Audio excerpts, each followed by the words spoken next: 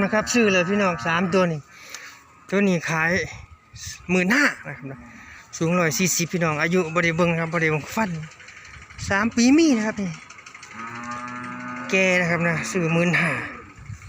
งัวผูนะครับราคาแรงดีนะครับ15,000เป็นเล่นะครับเป็นเล่จ้อยยืนกับสิลมเลยนี่15,000ผูนะครับ2-3 ปีนะครับแก่ๆเนี่ยขนกับฟูๆนะครับเพราะขันง่วมีเนื้อเนี่ยขนมันสีเรียบๆมันตัวนี้ขนฟูๆนี่คู่นี่เขาให้ซื้อ25,500ผมก็ตีง่ายนี่ก็พี่น้องตัวแดงนี่12,000ขายแล้วนะครับเจ้าเดียวกันหลักซื้อนะครับนี่12,000ตัวแดง125นะครับเนี่ยเดี๋ยวรอเนี่ย12,000ตัวนี้ผมตี13,000ก็แล้วกันนะครับ137.38นะครับนะเกือบ104ครับนะ104ละตีได้104บวกลบเนี่ยตัวนี้ผมตี13,000นะครับนะมันสิดีดบ่ย่อบ่ยาวเลยพี่น้องนะผม13,000เนี่ยบ่ยาวนะครับได้ต้องสูง104ต้องแก่ๆเลยนี่แถวคู่ก็กำลังสิขึ้นก็งอสิเข้า2 ปีเลยได้ผมตี13,000มาเลยกันคู่นี้25,500คนละนะครับนะนิดหน่อยนะพี่น้องเด้อขอโทษขออภัยเดี๋ยวคุณเป็นต้องซื้อให้นำนะคู่นี้25,500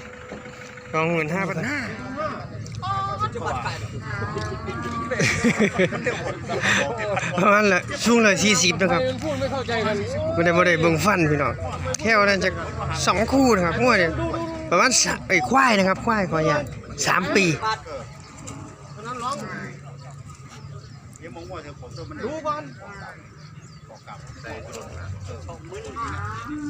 โอ้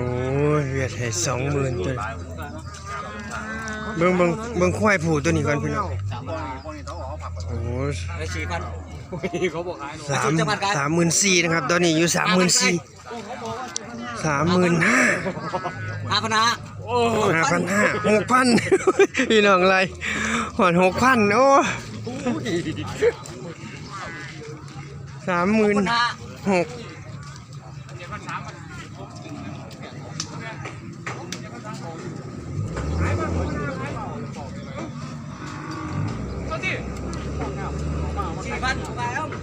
ย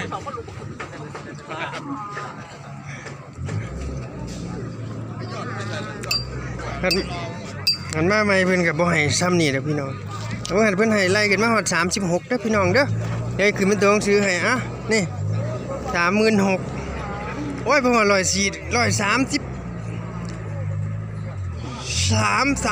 35นะครับนี่ส่วนสูงผมบอกผิดพี่น้องขอโทษขออภัยประมาณ133 34 35แค่นั้นเองนะควายผูตัวนี้นี่36,000นี่เวียดให้ตัวนี้เพิ่นให้20,000อยากได้3ตัวนี้140อยู่นะครับอ่อนๆประมาณ138ยาวอยู่เด้นี่ยาวอยู่ได้20,000แต่เพิ่นก็มันได้หลายกว่านั้นอยู่นะพี่น้องควายตัวนี้นะครับได้หลายกว่านั้นอยู่20,000เพราะว่าผมทายผมทายตัว17,500มันจะจอยนิดหน่อยก็สิได้21,000 22,000อยู่นะสำหรับควายตัวนี่ตัวนี้ที่36สูง135มึงข้อกับบ่ตันปานใดนี่โอ้จืดนะครับบ่ได้เอาเกิดบูดมานี่ความยาวเดี๋ยวจะให้เบิ่งข้อนี่กับบ่ตันปานใดเวียดนามได้เท่าใดนี่ให้ไฟ36,000อ๋อรัก336,000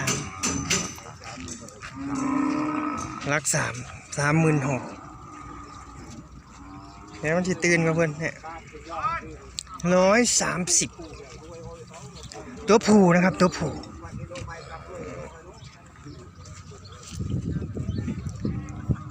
ย่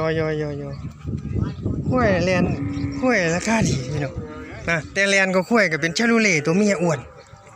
36,000 นะครับซื้อขายเลยพี่น้องนะครับเชลเล่อ้วนน่ะดีนะเอาไปอยากได้54,000ก็ขาดกันอยู่พักหนึ่งนะครับนะนี่ผมตีลูกนี่ผมตี23,000สั่นๆได้พี่น้องลูกนี่เป็นตี23,000ลูกนี่สั่นๆเพื่อนแม่ผมตี30,000กันแล้วกันเนี่ยให้เบิ่งแม่ข้อมันจะจอยอย่างนี้ข้อมันบ่ได้ตันเลยผมตี30,000แม่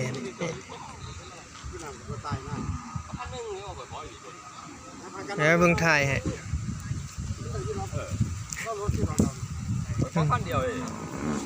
ตัวเมียทั้งคู่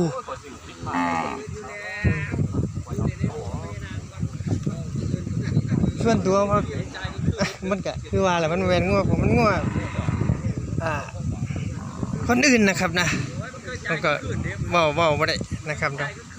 เด็กก็อยู่ในใจอยู่บอกแค่ว่าราคาดีแล้วนะครับดีแล้วนี่นะดีมากแล้วดีแห้งแล้วนะผมถ่ายเก็บไว้นะครับตัวนี้นะครับเต็มที่นะครับ2 เดือนทีเดียวบ่เกิน2 หาแล้วแม่มันนี่24,000นี่เขาซื้อวังอาทิตย์วัง2-3 อาทิตย์ที่แล้วก่อนสูงกว่านี้ใหญ่กว่านี้นะครับได้24,000นี่นะประมาณนี้พี่น้องอยากได้15,000นะครับตัวนี้น้อยให้กันเทื่อเดียวนี่บ่เดียวนี่บ่มันกินอีหยังบ่น่าจะบ่ได้นี่เบิ่งให้10,000เท่าไหร่นะครับสูง125